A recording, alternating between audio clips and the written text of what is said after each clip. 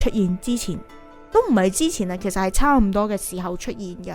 咁喺入邊呢，牽涉咗好多好敏感嘅資料，譬如話耶穌響有一段好出名嘅13歲到30歲之間去咗邊一度呢？佢做咗啲咩嘢呢？根據翻有啲人嘅研究呢，睇翻死海文書咧，相信當時候呢，耶穌呢係跟隨咗呢個希伯來，即係一個猶太教一個比較隱蔽嘅分支，咁已經現代已經係唔存在噶啦，已經咁呢喺度進行一個修行，成為一個宣揚真理嘅老師。咁但係呢一段嘅期間，當然啦，對於現代嘅好多嘅研究家啊、神父啊、教授啊呢啲，佢哋都仲有好多質疑嘅。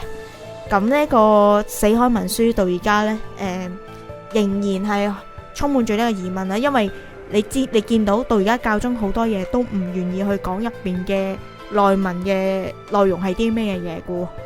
但係呢，而家呢，入邊呢有部分嘅人呢，就佢自己私底下研究啦，因為有啲文件係公開咗嘅，佢唔解釋，但係佢公開咗。咁呢，有部分呢，啲人睇完之後呢，就話呢，原來死海文書入邊呢都有好多嘅對於末世嘅形容詞噶。咁最出名嘅其中一章呢，就叫光之子及暗之子嘅戰爭。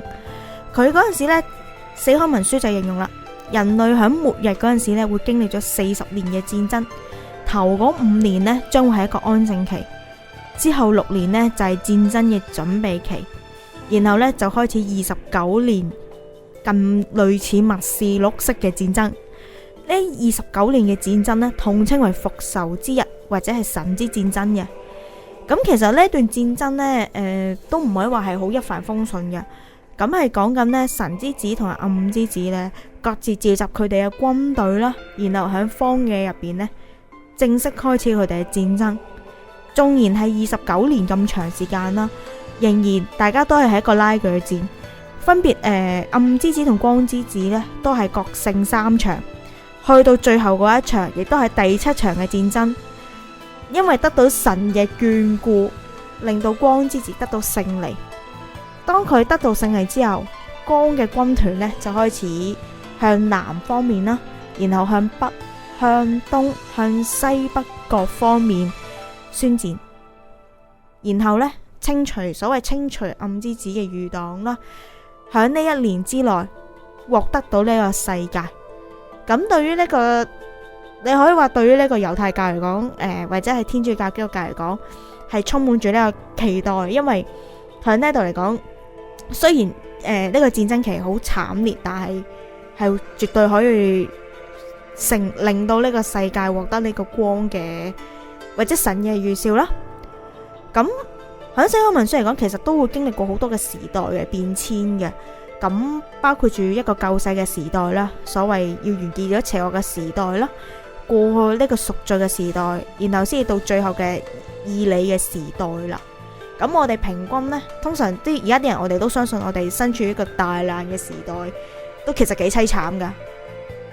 咁啊，好似好慘咁喎。頭先個預言都世界末日係咯。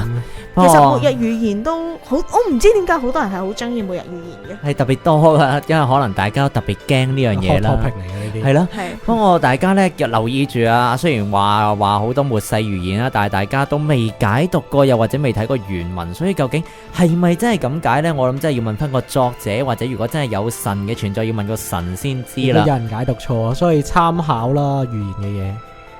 咁樣呢，我哋今集講預言嘅環節呢，又分享到呢度為止啦。咁啊，陣間翻嚟仲有斗知識。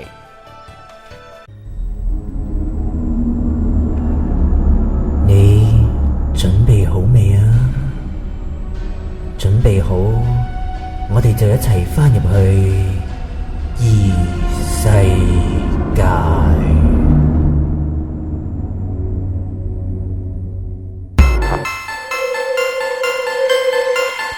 神秘斗知識，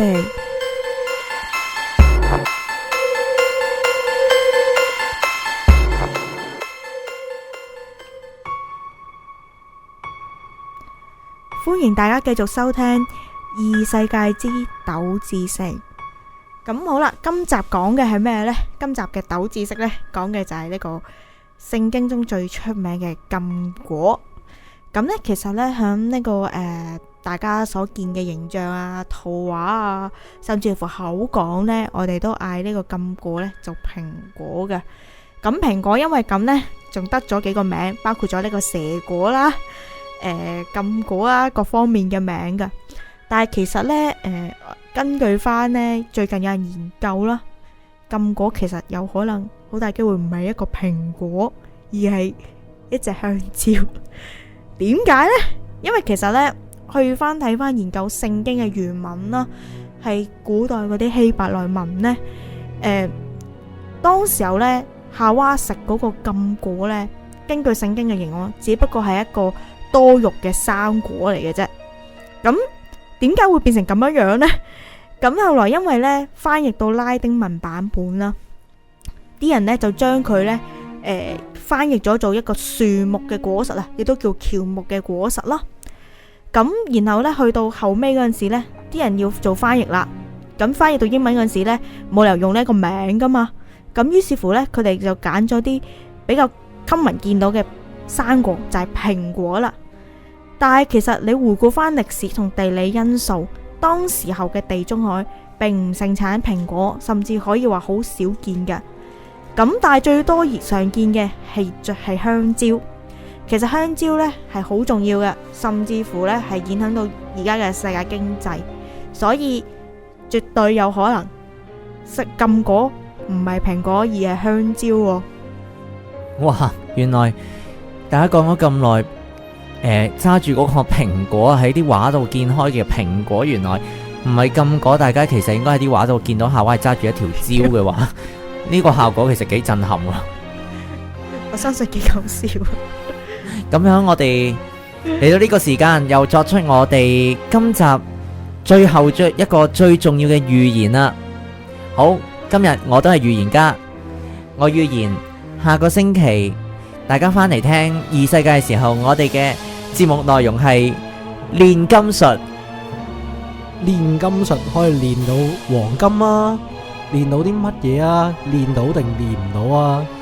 咁我哋下個禮拜同大家分享。祝大家今次唔會係喺到屋企自己人體煉成，煉到啲賢者之石出嚟。好，下個禮拜再見，拜拜，拜拜。